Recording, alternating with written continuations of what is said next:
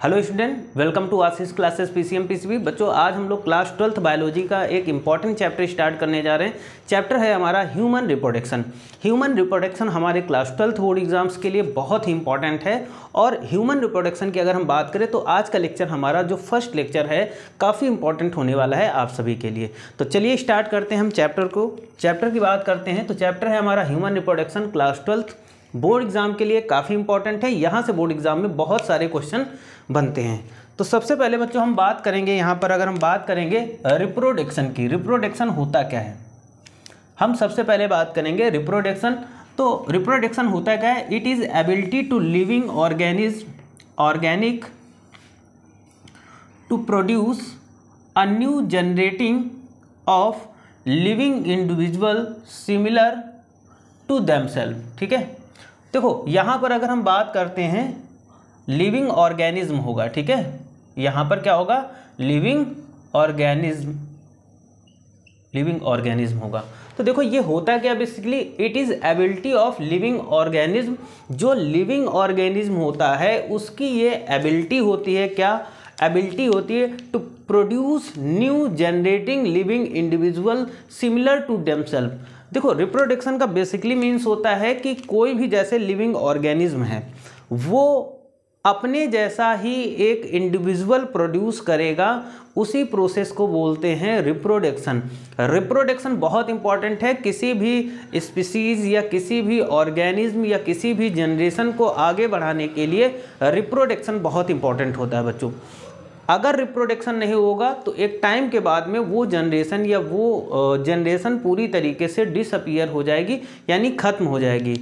तो चाहे वो किसी में भी बात, इंसानों की बात करें, एनिमल्स की बात करें, इंसेक्ट की बात करें, यानी वर्ल्ड पे जितनी भी चीज़ें हैं इस अर्थ पे जितनी भी चीज़ें हैं वो सभी चीज़ें क्या करती हैं कि अपने जनरेशन को बढ़ाए रखने के लिए रिप्रोडक्शन करते हैं। और रिप्रोडक्शन करने पर क्या करते हैं कि वे अपने जैसा ही इंडिविजुअल बनाते जाते हैं। ठीक है, जैसे हम ह्यूमन बींग्स की बात करते हैं तो ह्यूमन बींग्स में भी रिप्रोडक्शन इम्पॉर्टेंट है।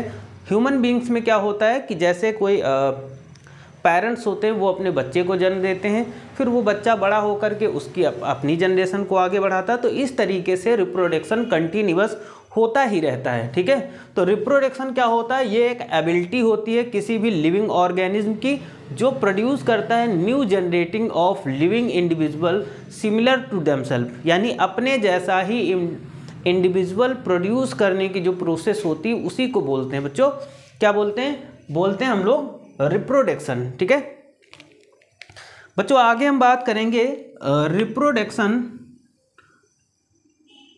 Events in human.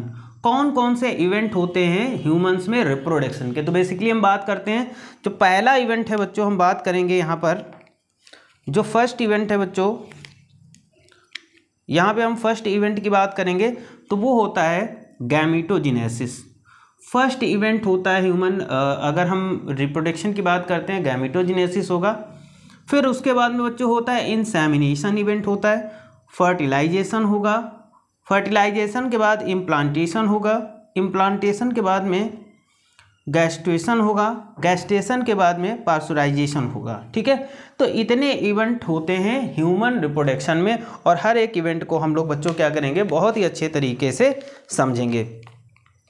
जैसे कि हम बात कर लेते हैं बच्चों, यहाँ पर अगर हम बात करते हैं बच्चों, यहाँ पर सबसे पहले गैमीटोजेनेसिस है ना।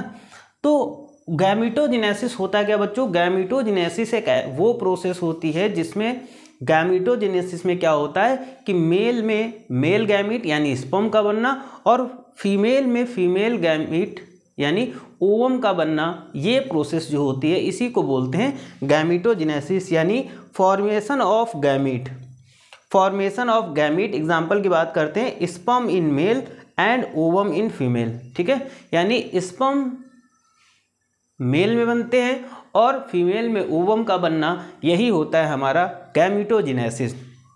उसके बाद इंसेमिनेशन की बात करते हैं तो बच्चों इंसेमिनेशन की अगर हम बात करेंगे तो transfer of sperm into the female reproductive tract. Insemination का मतलब होता है कि जो मेल स्पर्म होते हैं उन मेल स्पर्म का फीमेल रिप्रोडक्टिव ट्रैक में ट्रांसफ़र होना, ठीक है।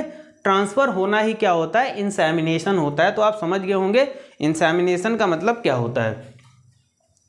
उसके बाद बच्चों हम बात करेंगे फर्टिलाइजेशन, यानी फर्टिलाइजेशन की अगर हम बात करते हैं तो फर्टिलाइजेशन होता है क्या है, तो fusion of male and female gamete, male और फीमेल गैमीट का फ्यूजन होना, मेल और फीमेल गैमीट का फ्यूजन होना ही क्या कहलाता है, इसी को बोलते हैं बच्चों फर्टिलाइजेशन। यानी जब कोई मेल, सपोज करो यहाँ पर ये स्पर्म है ना, और इधर ये ओवम है, और ये दोनों जब आपस में मिलेंगे, इनका जब फ्यूज़न होगा तो इसी प्रोसेस को बोलते हैं फर्टिलाइजेशन। ओके।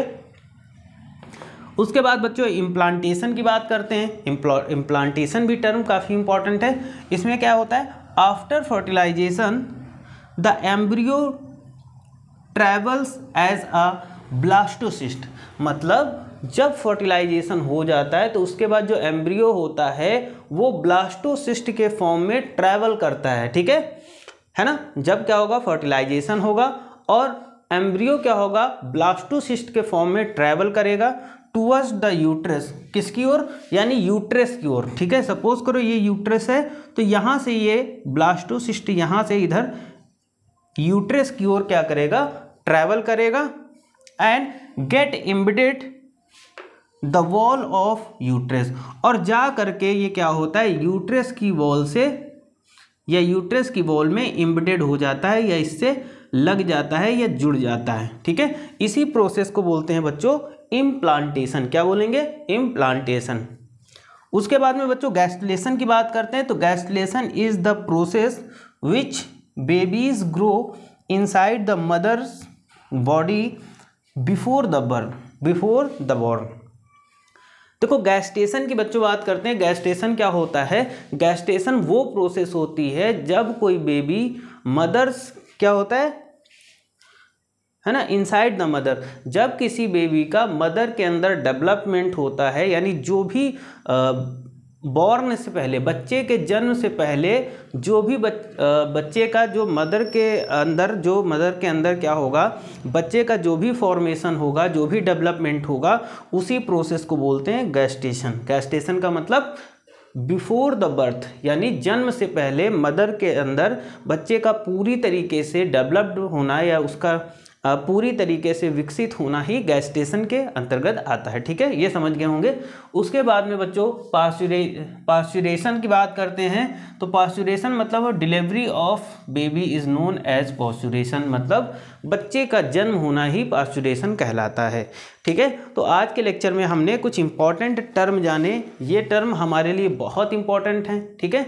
ये फर्स्ट लेक्चर में हमने इतना सब कुछ जाना कि इवेंट कौन कौन से होते हैं, रिप्रोडक्शन क्या है ना, तो इन सभी चीज़ों के बारे में हमने जाना। आगे हम लोग नेक्स्ट लेक्चर में इसका आगे का पार्ट पढ़ेंगे। तो आज के लिए इतना ही रखते हैं। Thank you for this class.